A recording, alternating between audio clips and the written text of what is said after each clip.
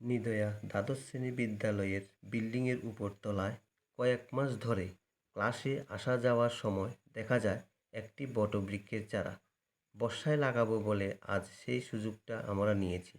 দেখুন বন্ধুরা, বটবৃক্ষটি নিয়ে স্কুলের এক কোণে ভাতি গাছ বলে একটি মরা গাছের স্থানে গর্ত করে এই বটবৃক্ষের চারাটা লাগালাম।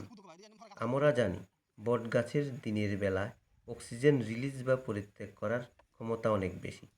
তাই শহরে অত্যধিক বিল্ডিং এবং মানুষের তুলনায় গাছের পরিমাণ কম বলে অক্সিজেনের ঘাটতি মেটানোর জন্য মানুষ বিল্ডিংয়ের ভিতর চাইনিজ বট এর মিনি কালেকশন করে টব আকারে রূপ দেন।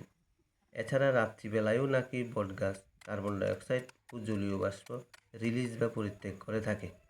তাই অনেক বিশেষজ্ঞের মতে বটগাছের তলায় নাকি গরমে শীত ও শীতে গরম অনুভূত হয়। তাহলে আমাদের মতে প্রত্যেক অফিস আদালতে বা সরকারি প্রতিষ্ঠানে একটি করে বটগাছ লাগানো দরকার, কারণ সরকারি প্রতিষ্ঠান অনেক এলাকা জুড়ে থাকে। আমরা আশপাশ পরিষ্কার করে গাছটাকে অনেক সেভে রাখলাম ও অ্যাসিস্ট্যান্ট হেডমাস্টার স্বপন স্যারকে এনে দেখালাম। স্যার দেখে খুশি হয়ে বললেন আরেকটা গাছ স্কুলের দক্ষিণ দিকে লাগানোর জন্য। সুতরাং এক কথায় গাছ লাগান, প্রাণ বাঁচান।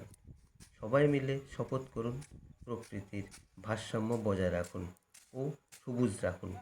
পৃথিবী সবুজময় হোক। নমস্কার।